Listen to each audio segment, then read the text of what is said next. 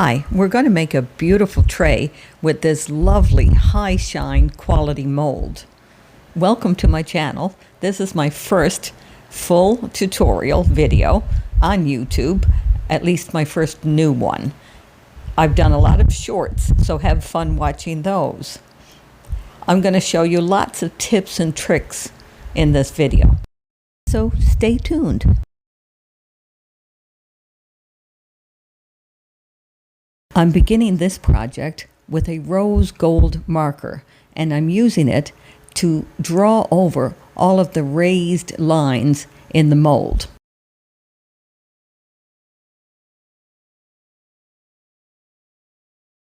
You'll see me make several mistakes as I go outside the lines with the marker. But making mistakes is never a problem with resin projects, because there's always a way to fix them, and I'll show you how. Drawing lines can be a very time-consuming part of a project, but I find it really enjoyable, kind of relaxing and satisfying too.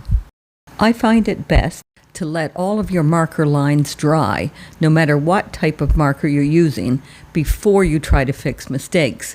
If you do it when it's wet, you're just going to smear the color all over your mold, and it's going to be a nightmare to clean up. To fix my mistakes, I'm taking a slightly damp bit of paper towel wrapped around a toothpick. This works really well. You can also use just a toothpick on its own, but you have to be careful not to scratch your mold. Another good method is to use packing tape to remove the excess, but you have to be careful because you can remove more marker than you'd like.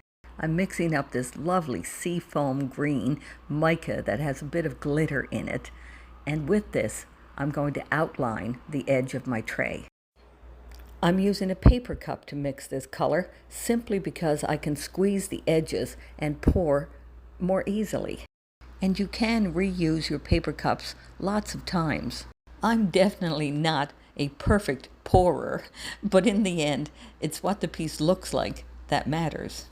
I'm going around the edges with a silicone tipped brush to remove any of the bubbles that could get caught in all of those corners. I always keep my resin drips from all of my projects, and here I'm just going to use some of these in this mold. Usually I would add a clear layer of resin first before I added these drips, but this is an experimentation which may or may not work out. Stay tuned.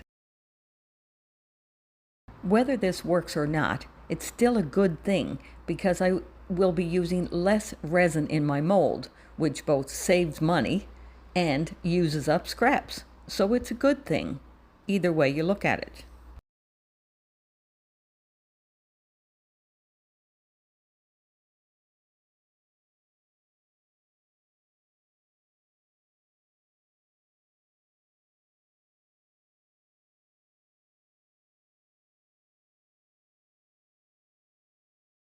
And now for a clear layer of resin over those drips.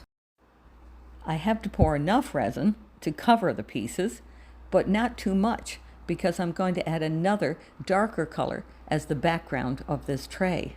But I did end up adding too much. You'll see me remove it in just a minute.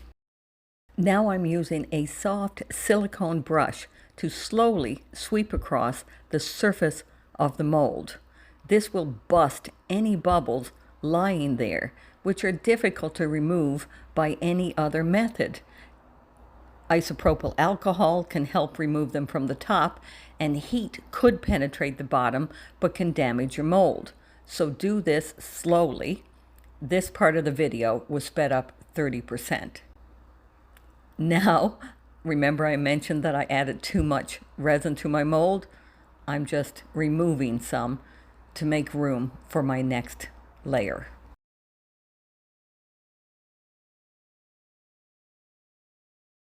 I've let that layer cure overnight, and now I'm getting ready to add another layer, which will be the background of my tray. I've mixed up a beautiful dark green emerald color to use as the background, and I'm just pouring this liberally and pushing it into the corners. I often do little squiggles at the end of my pours.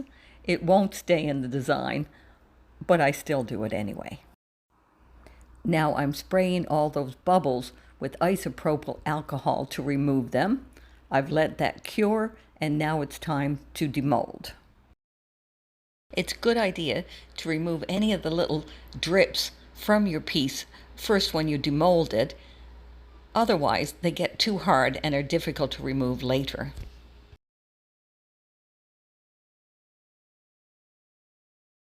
I'm not happy with the result yet because the little scraps left marks on my piece. I should have poured a clear layer first. So I've decided to fix that by taking an iridescent glitter and mixing it with varnish and going over all those resin drips that I had added in the first place and creating new drips with just glitter and varnish. This is another time-consuming but satisfying part of the process. Not every resin piece you make turns out great, but there are always ways that you can fix them up, just like I'm doing here.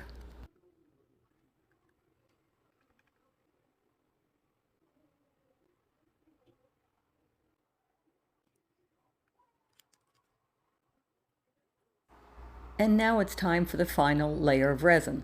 This will protect those drips, the added glitter drips that I added onto the tray.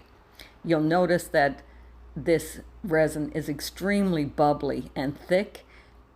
My studio was not warm enough, and this is what can happen. But I knew that I could fix that easily. I'll show you in just a second. Also, I added some extra drips. I had leftover black resin from another project, and I have to use every drop of resin and decided to add it onto the glitter drops that I already did. I'm not totally in love with that, but this is what I did, and I hope you like the end result. I'm spreading the resin out as best as I can, making sure to get in all the little nooks and crannies so that my tray is completely covered and protected with a layer of resin. I'm about to use a propane torch to get rid of all these bubbles, which you should not do if your piece is still in a mold. And here's the final tray. If you like it or learned anything today, please subscribe to my channel.